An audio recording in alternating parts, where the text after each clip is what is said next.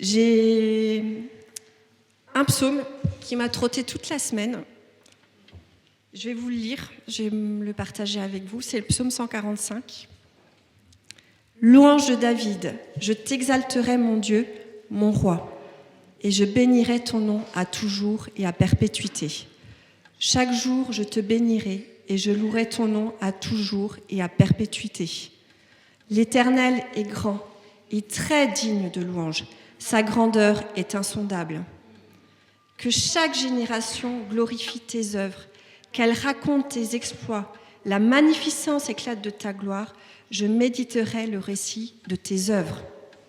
On parlera de ta force redoutable et je redirai ta grandeur.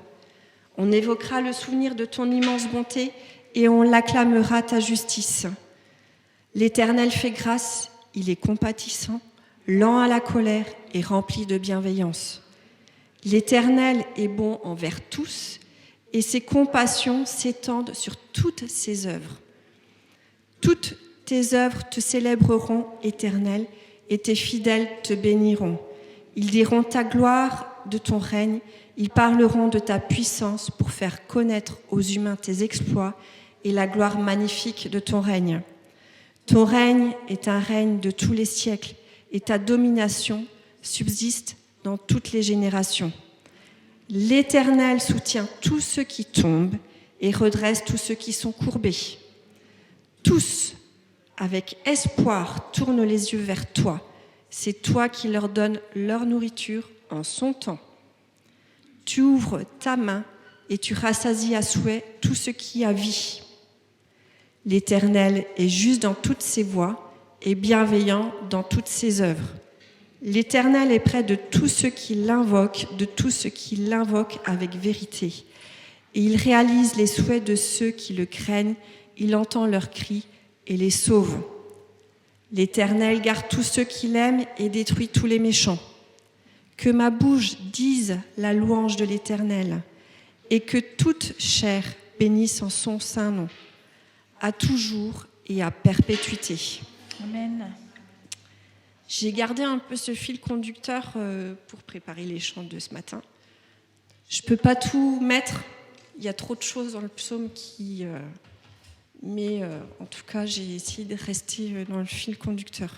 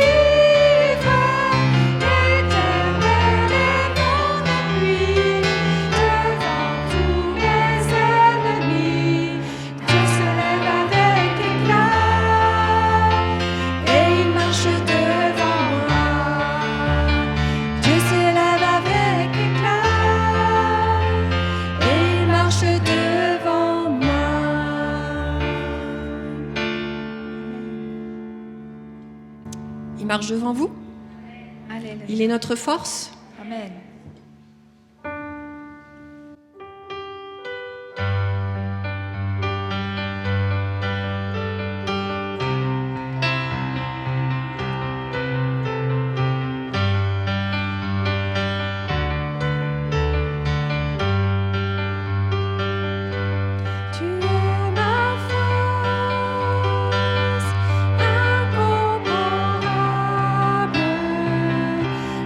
Incomparable,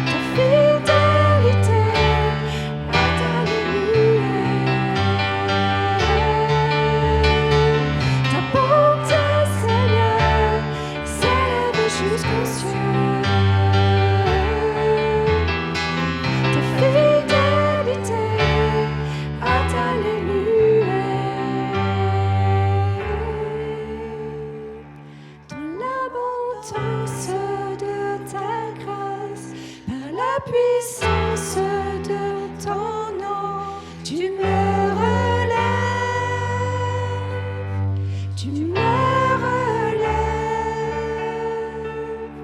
dans l'abondance de ta grâce, par la puissance de ton nom, tu me relèves, tu me relèves.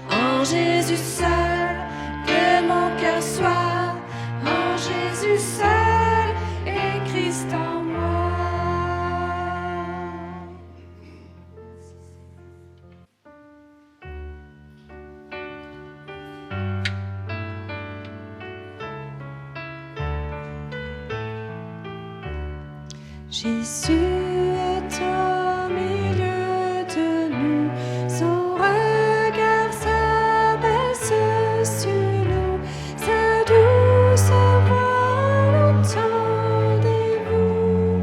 Je veux vous bénir tous, je veux vous bénir tous, sa douce voix l'entendez-vous. Je veux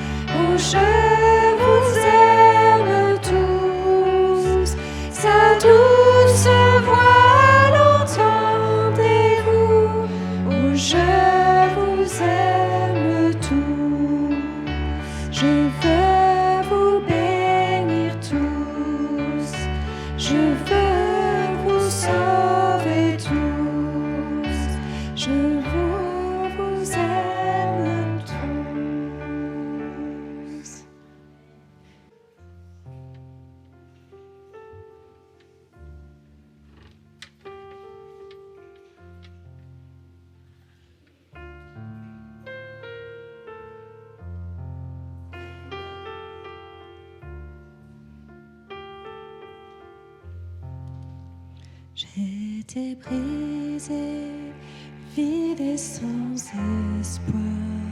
Ta grâce m'a trouvée, m'a restaurée.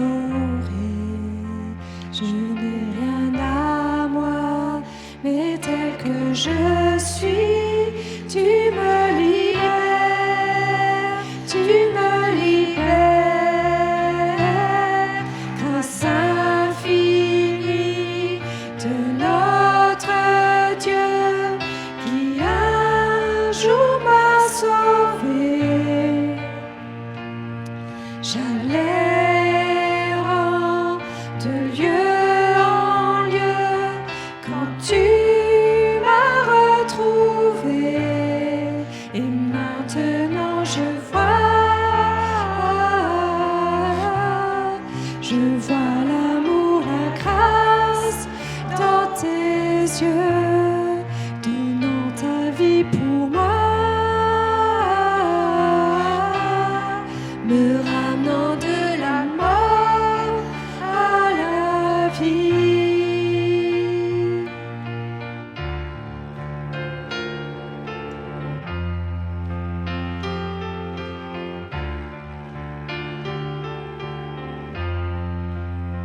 Tu prends nos échecs, tu prends nos faiblesses, tu places ton trésor dans des vases d'argile. Oh, prends mon cœur, Père, je veux te servir pour que tout soit ta vie en moi. Grâce infinie de notre Dieu qui un jour m'a sauvé. J'allais de lieu en lieu quand tu m'as retrouvé. Et maintenant je vois l'amour, la grâce dans tes yeux, donnant ta vie pour moi, me ramenant de la mort à la vie.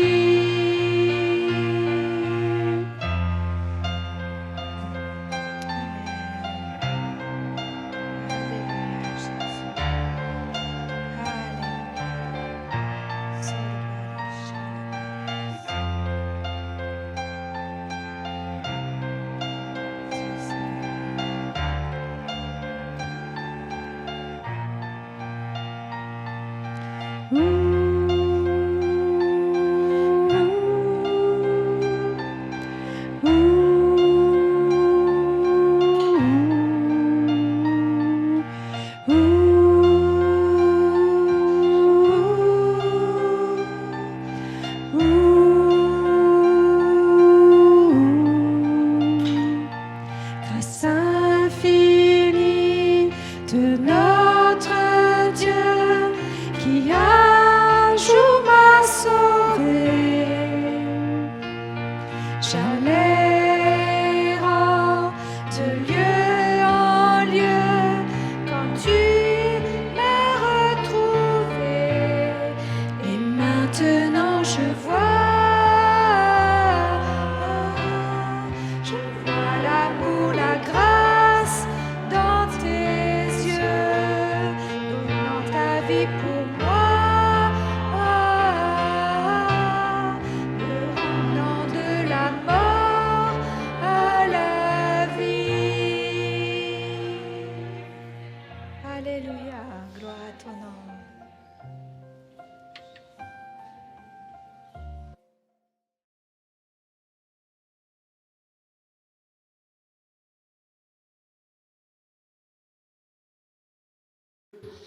Dans le livre des psaumes. Alors il y a maintenant, je crois, il y a à peu près 2 mois, nous avons commencé à voir un psaume, c'était le psaume 112. Nous nous sommes arrêtés au verset 3.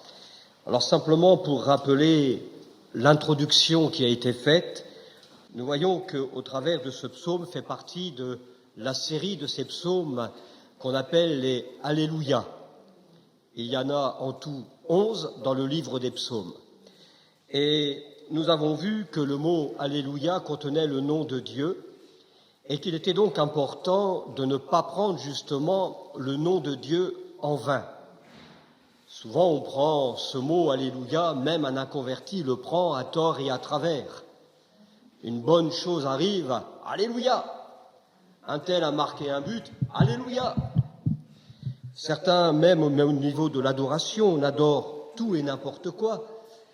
Certains vont dire, moi j'adore la choucroute. Moi j'aime la choucroute, mais je ne me prosterne pas devant, je la mange. Et puis on a vu aussi que cet homme, il avait aussi appris une chose, c'était d'avoir la crainte de Dieu. L'importance qu'il y avait d'avoir cette crainte, et bien sûr nous avons développé toutes les bénédictions qui ont découlé déjà de ces 2 points, de ne pas prendre le nom de Dieu en vain et d'avoir une crainte respectueuse, non pas de peur mais respectueuse, la crainte notamment de pécher, de décevoir même le Seigneur. Eh bien, il y avait toute une sorte de bénédiction qui arrivait dans la vie de cet homme. J'aimerais donc que nous puissions poursuivre notre sujet à partir du verset 4. La lumière se lève dans les ténèbres pour les hommes droits, pour celui qui est miséricordieux, compatissant et juste. Le verset 4 donc nous parle ici d'une grâce, d'une bénédiction que nous avons certainement tous connue, mais nous ne prenons pas toujours conscience.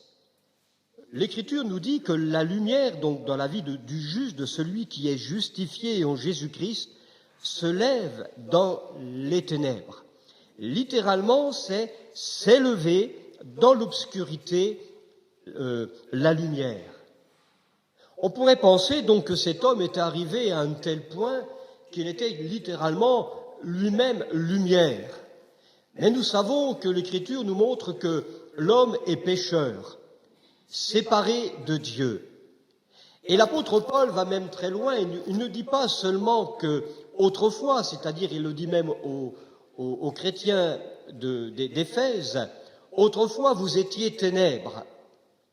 Non pas seulement qu'on vivait dans les ténèbres, mais c'était notre nature. Nous étions ténèbres, tout en nous était ténèbres, corps, âme, esprit, nos pensées, nos actions, parce que Christ n'était pas dans notre vie. Mais littéralement, ce verset nous dit qu'à un moment donné, cet homme a vécu la même expérience que nous.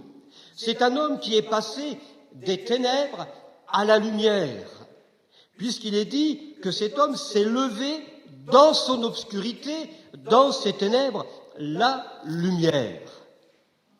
Cet homme ne brillait pas de sa propre justice, de ses propres œuvres, parce que c'est un homme arrivé aux perfections. Non, il est arrivé à un point où Dieu veut faire resplendir sa lumière céleste au travers, de l'homme et de la femme qui est passé de la mort à la vie, des ténèbres à la lumière. Et nous voyons qu'il y a donc une croissance qui se fait dans cette vie, parce qu'on ne devient pas une pleine lumière, si je peux m'exprimer ainsi, du jour au lendemain. On peut tous témoigner que le jour où nous avons été convaincus de péché, que nous nous sommes repentis et convertis et que nous avons pris la décision de suivre le Seigneur, notre point de départ, c'était quand même obscur. Qu'est-ce que nous savions de la personne de Jésus? Que savions-nous de l'Écriture, de l'Évangile? Mais nous étions sûrs d'une chose, c'est qu'avant j'étais mort et qu'en Jésus, je suis passé à la vie. Avant, j'étais ténèbres et je suis passé à la lumière. Mais cela ne m'a pas amené à une pleine connaissance du jour au lendemain. Il a fallu pour ma part et pour votre part, et comme pour cet homme qui a écrit le psaume 112, qu'il connaisse une vie qui va de croissance en croissance, de maturité en maturité, qu'il découvre. En effet, nous lisons dans le psaume 97 et verset 11, « La lumière est semée pour le juste. » Au jour de notre conversion, eh bien, déjà même par notre conviction de péché, c'est comme si que Dieu semait sa lumière en nous. Mais c'est qu'une semence. Cette lumière en nous va devoir prendre de l'ampleur, et à tout niveau, qu'elle vienne éclairer notre vie, notre intellect, notre âme, quant à la personne de Dieu, quant à la personne de Jésus, quant à la personne du Saint-Esprit, mais aussi qu'elle nous éclaire quant à la parole de Dieu. Donc la lumière est semée pour le juste. Proverbe chapitre 4 et verset 18. Mais le sentier des justes est comme la lumière de l'aube, qui brille toujours plus jusqu'à la lumière du jour. Le sentier des justes est comme. Il y a donc une comparaison. Quelle est notre vie, notre chemin? Il est dit comme la lumière, mais remarquez bien, de l'aube. C'est pas la pleine lumière, c'est une lumière qui a été semée. Puis, c'est comme à l'aube. Moi, je savais, quand je travaille du matin, bon là on ne le voit pas encore, mais quand on va arriver au beau jour, quand je vais me lever, je ne vais pas me lever dans la pleine lumière. Mais l'aube commence, la lumière commence à se lever. Eh bien, notre vie, elle commence comme ça. Même si c'est la lumière de l'aube, la lumière, elle est là. Je commence à voir clair. Je commence à discerner les objets. Je commence à discerner la personne de Dieu, la personne du Fils de Dieu, du Saint-Esprit. Je commence à comprendre sa parole. Et on remarque bien qu'ensuite il est dit, cette lumière qui brille toujours plus. Elle est appelée donc à grandir de plus en plus dans notre vie et jusqu'à la lumière du jour, littéralement, jusqu'à l'affermissement du jour, jusqu'à son zénith. Comprenons bien quelle a été donc notre vie, notre position dans le passé. Paul le dira, et je me répète, aux Éphésiens, autrefois, c'est-à-dire avant de connaître le Seigneur, vous étiez ténèbres. Vous étiez entièrement ténèbres. Mais en Jésus-Christ, vous êtes lumière, alléluia. Et cette lumière, elle doit grandir. L'apôtre Paul a connu cette expérience d'une rencontre avec le Seigneur Jésus. Et dans le livre des Actes, à 3 reprises, il va rendre témoignage de son expérience, de sa rencontre avec le Seigneur Jésus sur le chemin de Damas. Et à chaque fois qu'il parle de son expérience, nous voyons que cette lumière, justement, dans sa vie, elle prend de l'ampleur. Non pas qu'il fabule, non, parce qu'avec le temps, Paul grandit, il mûrit dans la connaissance de Dieu. Et donc il s'exprime de cette manière. La première fois qu'il donne son témoignage, c'est dans Acte 9 et verset 3. Comme il était en chemin et qu'il approchait de Damas, donc ça c'est le jour où il rencontre le Seigneur, tout à coup une lumière venant du ciel resplendit autour de lui. Il arrive sur le chemin de Damas et tout à coup une lumière. Pour lui c'est une lumière sans plus. C'est comme si que vous réveillez le matin, vous allumez la lumière. C'est une lumière qui resplendit autour de lui. Le temps passe, les mois, les années. Acte 22, verset 6.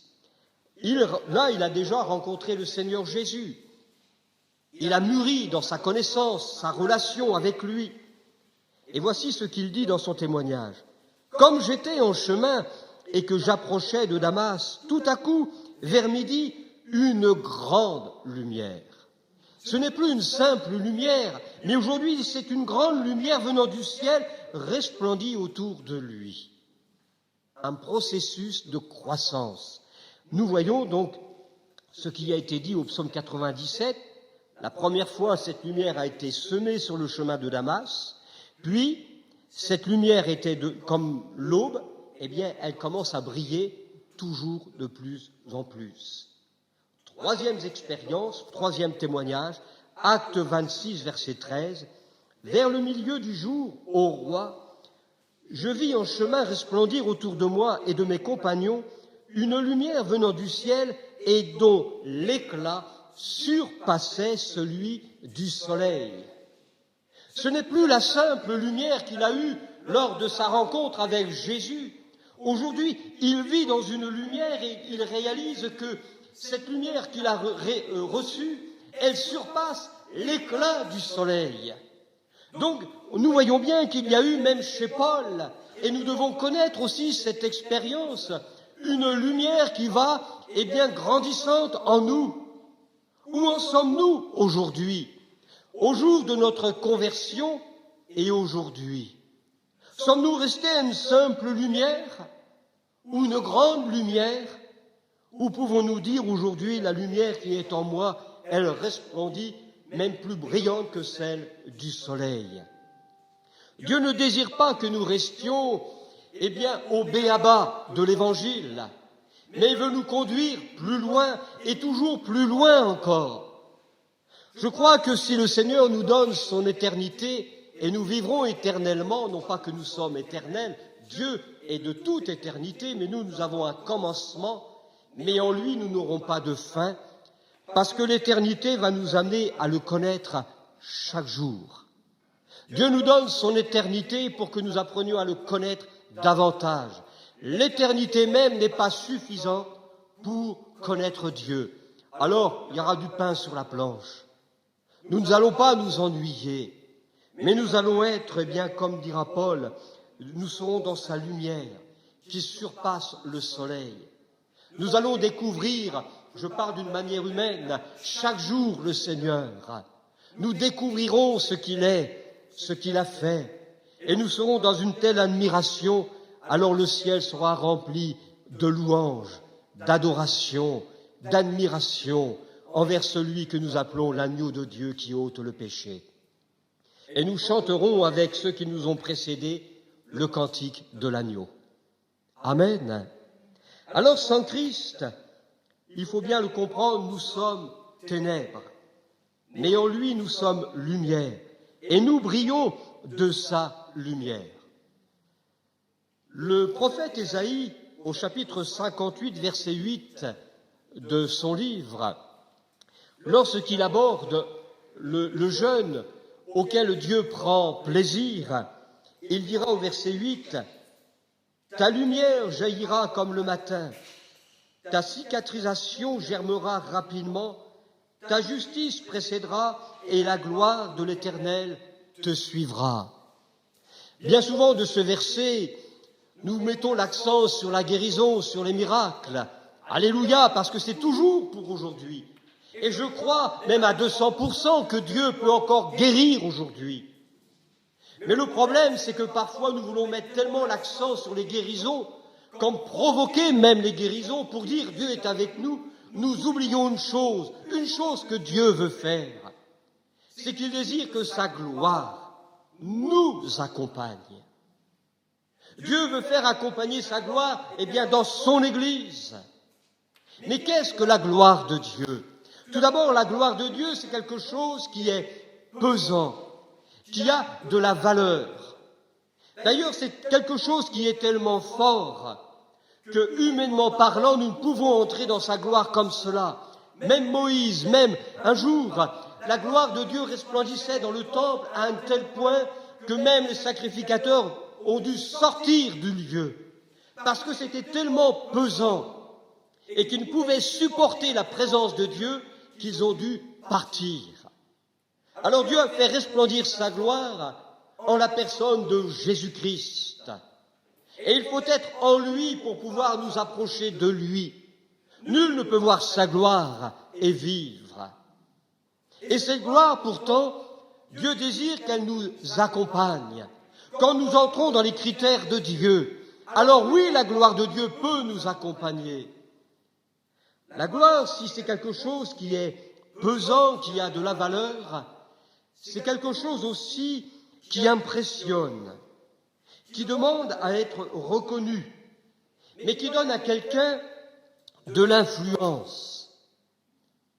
Dieu, lorsqu'il a fait naître l'Église, et nous le voyons dans le livre des Actes, il est clair que lorsque nous lisons les récits et les chapitres du livre des Actes, il est clair que la présence de Dieu accompagnait l'Église par des signes, par des miracles. Mais aussi l'Église influençait la société de l'époque, et ce n'était pas l'inverse. D'ailleurs, lorsque Dieu intervenait au sein de son assemblée, soit en bénédiction, en grâce, ou alors l'exemple de Saphira et d'Ananias, qui ont expiré aux pieds de l'apôtre Pierre, les gens du dehors l'ont appris ce jour-là. Qu'ont-ils fait? Ah, ces gens-là, c'est une secte, ils tuent les membres qui ne marchent pas droit. Non, ils ont été saisis de crainte parce qu'ils ont compris que le Dieu qu'ils louaient, le Dieu qu'ils prêchaient, était au milieu d'eux. Et que c'était un Dieu, effectivement, qui intervenait. Aujourd'hui, ce n'est plus l'Église qui influence. Peut-être que je vais loin dans mes propos. Mais bien souvent, l'Église est influencée du dehors, de l'esprit de ce monde. Et c'est même le monde qui peut être capable d'entrer, et on prend parce que ça nous arrange. Or, nous voyons que dans le livre des Actes, Dieu accompagnait son Église. Ce n'était pas l'Église qui était entraînée par le monde, mais le monde voyait la présence de Dieu au travers des membres.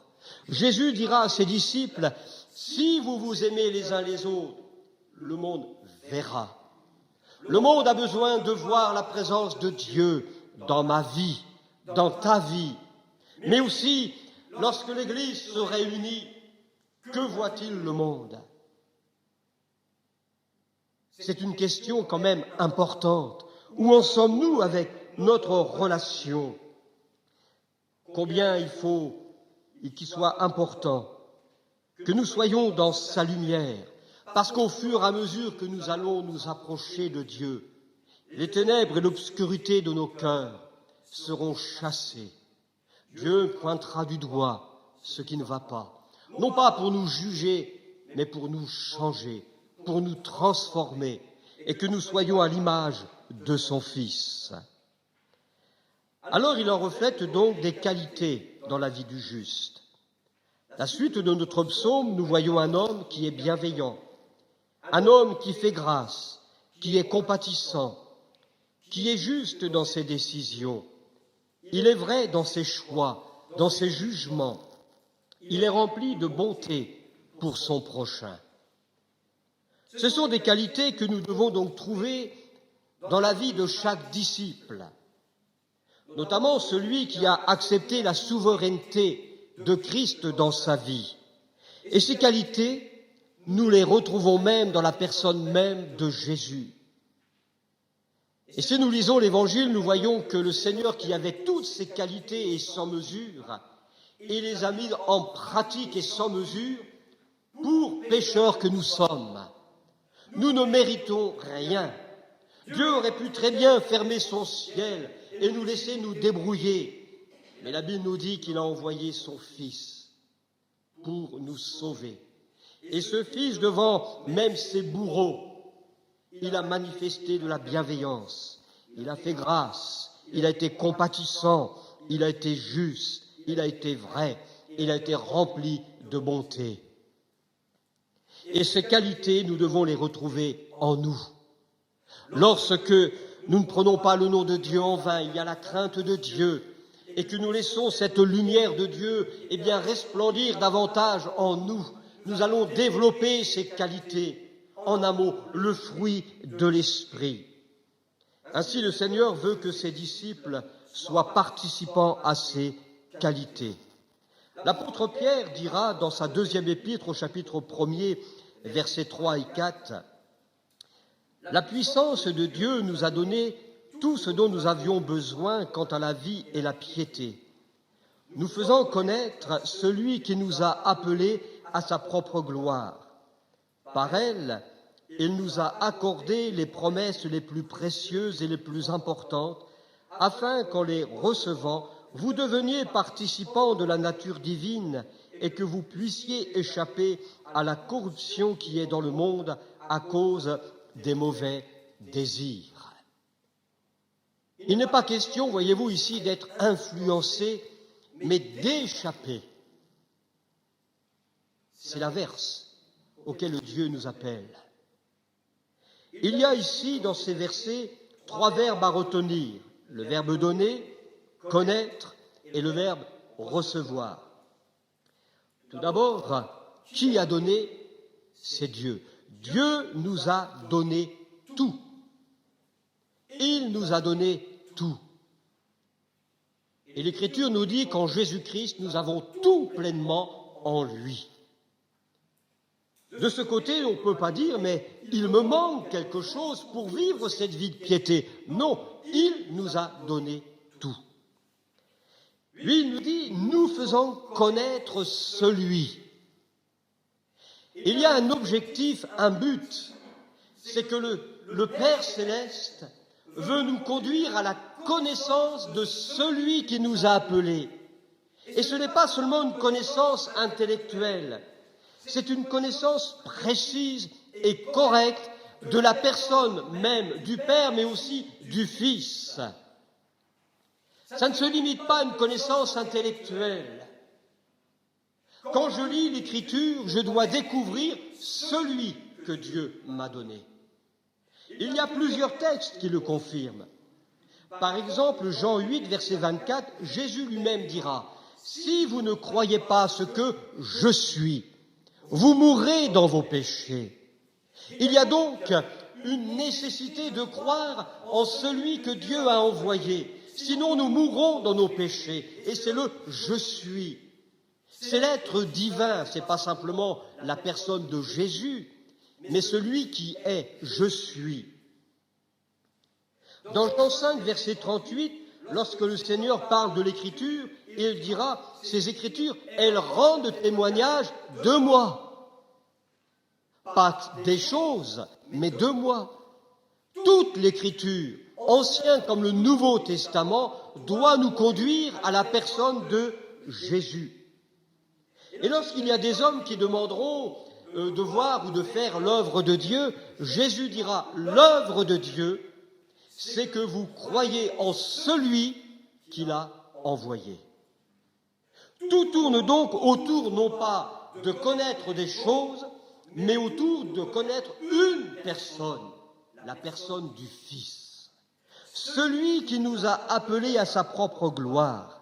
Et par elle nous a accordé les promesses les plus précieuses et les plus importantes, afin qu'en les recevant, il nous a donc donné quelque chose, c'est à notre possession, c'est à notre portée, et dans le but de devenir participant à sa nature divine. Et ensuite il est dit, et que vous puissiez échapper à la corruption qui est dans le monde à cause des mauvais désirs. Échapper à la corruption. Eh bien, on revient à ce que nous avons vu tout à l'heure concernant la lumière. C'est la lumière qui se lève dans les ténèbres. Dans mes propres ténèbres d'abord, mais aussi dans les ténèbres de ce monde. Si je reçois ce que Dieu m'a donné, que j'entre dans la connaissance du Fils et que je saisis ce qu'il m'a donné, alors je vais éclairer. Bien sûr, c'est un don, ce n'est pas par nos propres efforts, notre propre justice, mais recevons, prenons ce que Dieu nous a donné. Le verset 5 est un descriptif des qualités du juste. Cet homme, il fait du bien, il est miséricordieux et il prête. C'est un homme aussi qui conduit ses affaires avec équité. C'est pas un magouilleur, il est juste, il est vrai, il est équilibré. Le bonheur du juste est dans sa croissance, dans sa maturité. Cela devient une réalité à partir du moment où il entre dans les normes de Dieu. Il se laisse éclairer. Alors cet homme, bien sûr, il prête. Certains, malheureusement, vont profiter, comme ils appellent la charité chrétienne, pour obtenir. Il suffit que certains savent que nous sommes chrétiens, on parle de l'amour de Dieu, on va dire aux gens que nous vous aimons, alors certains disent, au nom de l'amour, tu ne pourrais pas me prêter ou me donner, etc., etc. Je me souviens un jour d'un homme qui était venu c'était pas ici, dans une autre église où j'étais membre. Il vient, il était tout décomposé, il était en pleurs, enfin, etc. Et il racontait sa vie, il nous disait, oui, voilà, les assistantes sociales, ils vont venir, ils vont enlever mes enfants, j'ai plus de travail, j'ai plus rien, enfin, etc. Et c'était vraiment tellement bien magouillé, etc. Et pas seulement, j'étais pas le seul, mais on sentait qu'il y avait quelque chose qui n'était pas clair. Alors bien sûr, on aurait très bien pu se dire, mais comme on est chrétien, et la Bible dit qu'il faut prêter, il faut céder, il faut nous aimer, eh bien, allez, hop, on donne. C'est qu'il ne voulait pas les choses matérielles. Lui, ce qu'il voulait, vous avez compris, comme par hasard. Lui, il voulait de ça. Et bien sûr, il y a toujours, c'est vrai, des braves frères et sœurs disent, on ne peut pas faire quelque chose, une enveloppe. Et nous avons été fermes, on a dit non. Et on a dit simplement, cet homme est un comédien. Et c'est vrai que dans le temps, on l'a vite vu, qu'en fin de compte, il jouait totalement la comédie. Cet homme ne voulait pas travailler, et cet homme profitait de la société des autres pour obtenir. Il est vrai que donc le juste, il est dit, il prête. Mais le fait de dire cela, il faut trouver aussi un équilibre. Prêter, donner à ceux qui sont dans le besoin, je dis bien dans le vrai besoin, cela n'exclut pas donc la prudence, de la sagesse, d'avoir un équilibre aussi du discernement. On ne donne pas, on ne prête pas aveuglement, il faut aussi discerner. Parce que qu'on le veuille ou non, c'est pas seulement les gens du dehors. C'est peut-être dur ce que je dis, mais même au milieu de l'Église, il y a des profiteurs. Il faut discerner. Je ne dis pas qu'il faut les accuser, les pointer du doigt, mais il faut qu'ils prennent conscience que nous avons notre part de responsabilité. Et l'apôtre Paul, qui était un homme plein de compassion pour l'Église, même pour les âmes, c'était un gagneur d'âmes, mais c'était un homme aussi qui aimait ses frères et sœurs. À un moment donné, il dira en 2 Thessaloniciens, chapitre 3, verset 10, « Car lorsque nous étions parmi vous, nous vous avions recommandé ceci, si quelqu'un ne veut pas travailler, qu'il ne mange pas non plus. » Il n'est pas en train de dire, s'il ne veut pas travailler, il faut quand même l'aider. Mais comprenez bien, il n'est pas dit, celui qui ne travaille pas. Il est dit, celui qui ne veut pas travailler. Eh bien, qui que nous soyons, eh bien, tu mangeras du fruit de ton travail que tu n'as pas, si tu ne veux pas. Il n'est pas question d'aider ceux qui ne veulent pas. Mais il y a ceux, bien sûr, d'un autre côté, et ça c'est l'équilibre, ceux qui ne travaillent pas parce que soit ils ont perdu leur emploi pour une raison ou pour une autre, qui ne trouvent pas, il leur faut un certain temps. Je dis, oui, là il faut aider, dans la mesure de notre possible, il faut le faire. Mais Paul dit bien, pour ceux qui ne veulent pas, en un mot, eh bien, vous mangerez de ce que vous n'avez pas. Et pourtant, c'est un homme plein d'amour. Et ce n'est pas moi qui le dis, c'est écrit dans ce que nous appelons la Bible, livre inspiré de ce Dieu plein d'amour. Mais c'est un Père céleste, voyez-vous, qui ne fait pas seulement du social, mais veut des enfants, il veut des disciples qui se remuent quelque part, qui se tiennent debout et qui ont une véritable relation avec Dieu, qui peuvent aussi compter sur Dieu. Mais aussi le Seigneur veut amener son Église à sa responsabilité, de prendre soin des uns et des autres. Tu es dans le besoin parce que c'est quelque chose que tu n'as pas provoqué, cherché, je te prête, je te donne, et sans intérêt, bien sûr. Voyez-vous, il y a donc bien un équilibre. Et cet homme, c'est un homme équilibré. Ensuite, il y a des applications dans ses qualités de vie. Au verset 6, « Car il ne sera jamais ébranlé, on se souviendra du juste à jamais. » Ce verset m'a quelque peu interpellé parce qu'il est dit « Car il ne sera jamais ébranlé ». Qui d'entre nous n'a jamais été secoué dans sa vie en tant que chrétien, à un moment donné dans sa vie? Est-ce que nous avons toujours été stables, jamais troublés, très droit, peu importe ce qui arrive. Or, quand je lis ce verset, je me dis, dis donc, car il ne sera jamais ébranlé. Ce verset ne dit pas que cet homme qui a écrit ne l'a jamais été. Mais c'est toujours pareil, lorsque nous entrons de plus en plus dans le processus de Dieu, alors nous entrons dans une vie de stabilité, d'équilibre. Nous devenons fixes. Et c'est un des points où nous avons besoin, car le car, c'est les conséquences du juste qui craint Dieu, qui ne prend pas le nom de Dieu en vain. Ainsi, Dieu peut travailler en lui, parce qu'il y a un tel respect. Cela montre une sincérité dans la vie de cet homme. Et Dieu travaille aussi non seulement pour le bénir, mais il l'amène aussi pour être sur un terrain qui est stable. L'apôtre Paul dira par conséquent, chers frères, redoublez de force pour affermir votre appel et votre élection, car si vous faites cela, vous ne trébucherez jamais. Si Paul le dit, c'est qu'il nous arrive de trébucher. Alors nous avons ici la solution, la réponse.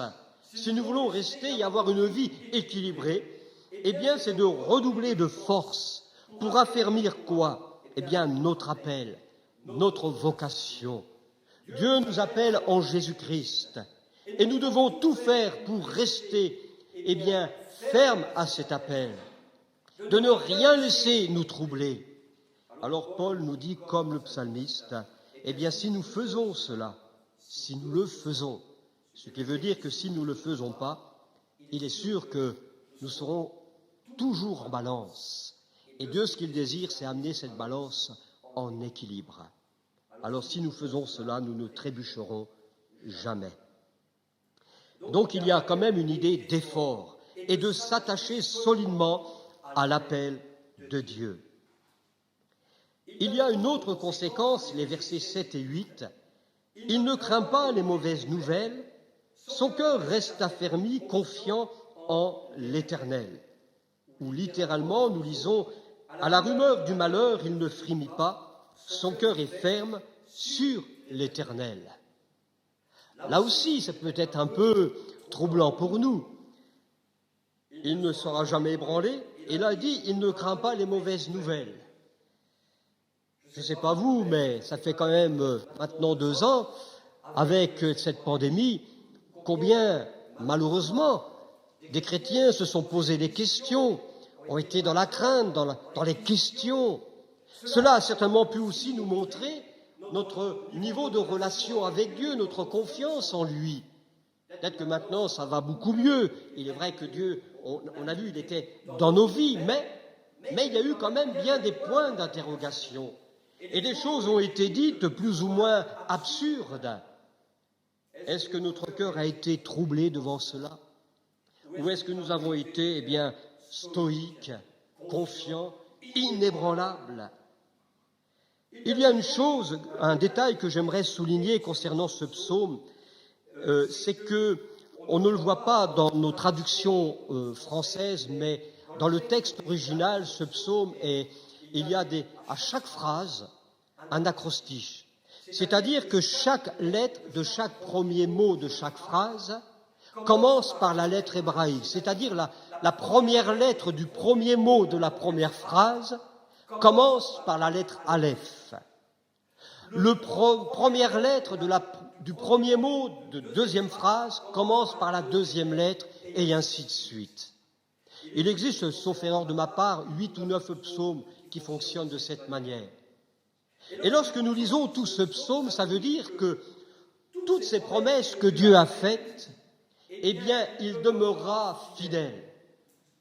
Et pour prendre l'alphabet français, de A à Z. Dieu accomplira ses promesses de A à Z dans la vie de l'homme qui entre, dans les critères de Dieu. Mais dans notre verset 7, il est fait de 2 phrases. Et la première lettre du premier mot commence par la lettre Mène. Et cette lettre, vient du mot Maïn qui veut dire l'eau. Et l'eau, dans l'écriture, c'est le symbole de la parole. Ce qui montre que cet homme était un homme rempli de la parole de Dieu, qui sondait l'Écriture. Il avait besoin de cette parole comme nous aujourd'hui. Il en était imprégné. Cette parole avait comme pour rôle arroser son cœur.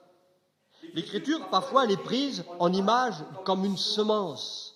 Et si c'est une semence, elle a besoin d'être arrosée. Et cette semence est arrosée par la parole elle-même. Et la valeur numérique de cette lettre, c'est le chiffre 40. Et l'Écriture nous parle, par exemple, des 40 jours du déluge, les 40 jours de Moïse sur la montagne, les 40 ans dans le désert, les 40 jours d'exploration de Canaan, Élie qui marche 40 jours à Horeb. Cela veut dire qu'il y a une notion ici d'isolement, mais aussi de transformation. Dans la vie, le disciple a besoin d'être isolé. Mais attention, quand je dis isolé, je ne dis pas séparé. Séparé de la communion fraternelle, séparé de son Église. Mais il y a un moment donné où on a besoin de s'isoler. Jésus, quand il parle de la prière, il dira, bien quand tu pries, entre dans ta chambre et ferme la porte. En un mot, il dit, isole-toi. Et là, tu peux être en relation avec ton Dieu. Ne laisse rien venir troubler cette relation. À un moment donné, qu'on le veuille ou non, on a besoin d'être isolé. Mais l'isolement, c'est pas être isolé pour être isolé. C'est pour avoir une transformation dans notre vie. Quand Dieu a pris des hommes et qu'il les a mis à part, c'était pas seulement pour qu'ils soient séparés des autres, mais c'était pour qu'il y ait une transformation dans leur vie, pour ensuite transmettre. Et cet homme, montre que pour avoir un cœur qui ne craint pas les mauvaises nouvelles, c'est un homme qui savait être en relation avec Dieu. Il se laissait imprégner par cette parole. D'ailleurs, la deuxième lettre qu'il y a dans ce verset, c'est la lettre Noun, qui est le poisson. Et l'image du poisson, c'est la vie cachée, c'est la vie privée. L'apôtre Paul dira que notre vie est cachée en Christ. Nous avons une relation privée et cachée avec le Seigneur. Là, c'est une vie et une relation collective. On est réunis ensemble, où on loue, on prie. Mais quand nous sommes à la maison, c'est comme le poisson. On a une vie cachée, privée, en relation avec le Seigneur. Et l'un et l'autre, c'est comme un isolement, mais aussi avoir une transformation. Donc l'eau, c'est l'image de la Torah, l'image de la parole. Et on voit que cet homme a laissé la parole pénétrer en lui, dans ses profondeurs cachées. On ne peut rien cacher devant Dieu. La Bible nous dit que lorsque nous lisons l'Écriture, c'est comme un miroir. Dieu montre ce que je suis encore aujourd'hui, ce qui doit changer dans ma vie. Parce qu'il y a encore des choses qui doivent changer dans notre vie, qu'on le veuille ou non. Et je ne suis pas prophète, parce que si c'est vrai pour moi, je sais que c'est vrai pour vous. Mais cette transformation se fera bien sûr au travers du ministère de la parole de Dieu. Parce que le ministère de la parole de Dieu, c'est un ministère qui veut amener l'Église à l'unité de la foi, mais aussi à la connaissance du Fils de Dieu. Et rien d'autre. Ce n'est pas du tralala ou tout ce que vous voudrez. Cela doit nous unir. L'apôtre Pierre dira ceci dans 2 Pierre chapitre 3 versets 17 et 18. « Mais vous, chers amis, connaissant ces choses à l'avance, prenez garde de ne pas être entraînés avec les méchants dans leur erreur et de ne déchoir de votre fermeté. » On retrouve donc l'idée de ce que nous avons vu tout à l'heure. Vous ne serez pas ébranlés, donc ne nous laissons pas entraîner, mais aussi de déchoir de notre fermeté, mais continuez à croître dans la grâce et la connaissance de notre Seigneur et Libérateur, Jésus le Messie. À lui soit la gloire, maintenant et pour l'éternité. L'apôtre Paul ne dit pas à ses contemporains « ça y est, vous êtes arrivés », mais leur dit simplement, et c'est valable pour nous aujourd'hui, mais continuez à croître dans la grâce. Il y a encore du travail. Dieu veut faire encore un travail en nous. Jésus n'est pas encore revenu, il revient bientôt. Mais sur ce temps qui nous reste, laissons le Seigneur travailler en nous. Mûrissons, grandissons dans la grâce. Et le verset 9 nous dit, il distribue librement aux pauvres, il donne aux pauvres, et sa justice durera toujours. Et nous voyons que cet homme, eh bien, l'avarice, l'égoïsme, eh bien, n'a pas de place dans son cœur. C'est un homme généreux, bien sûr équilibré, un homme qui a tellement reçu de Dieu que pour lui, c'est tout à fait normal que de donner. Il n'est pas comme un vase qui garde tout, c'est pas la mer morte, il garde pas tout, mais il distribue, il donne. Et en fin de compte, il se fait du bien quelque part. Il y a plus de joie à donner qu'à recevoir. Et plus nous donnons, plus nous allons aussi recevoir, parce que nous nous vidons. L'apôtre nous dira, en parlant de Jésus-Christ, qui lui, de riche qu'il était, il s'est fait pauvre. Pourquoi ? Afin de nous enrichir. Il s'est littéralement dépouillé. Pourtant, il était riche. Mais il s'en est dépouillé de ses richesses. Il a donné. Le Père, quand il dit « Car Dieu a tant aimé le monde qu'il a donné », il a donné ce qu'il avait de plus cher dans le ciel, de plus précieux. Le Père s'est dépouillé de son Fils. Pourquoi ? Pour nous enrichir. Et le psalmiste ici, eh bien, à l'image du Fils, il suit le même chemin. Comme le Fils a donné tout, eh bien, le psalmiste, le disciple de Jésus, doit suivre son exemple. Bien sûr, avec discernement, avec équilibre. Alors, pour terminer, pour rappeler le verset que j'ai cité tout à l'heure, nous avons tout pleinement en Jésus-Christ. Et si nous avons reçu tout pleinement en lui, ce n'est pas pour garder, mais c'est pour donner. C'est pour donner. Quand je parle de donner, bien sûr, comprenez, je ne parle pas sur le plan seulement matériel, financier, mais sur le plan aussi spirituel. Le monde a besoin plus de cela, de découvrir la personne de Jésus. Mais laissons-nous gagner, comme l'apôtre Paul, par cette lumière qui a commencé à briller dans ma vie et qu'elle prenne de l'ampleur. Et que le monde puisse dire, ces gens-là, oui, ils vivent de la vie d'en haut. Amen. Que le Seigneur nous bénisse. Prions quelques instants. Alléluia.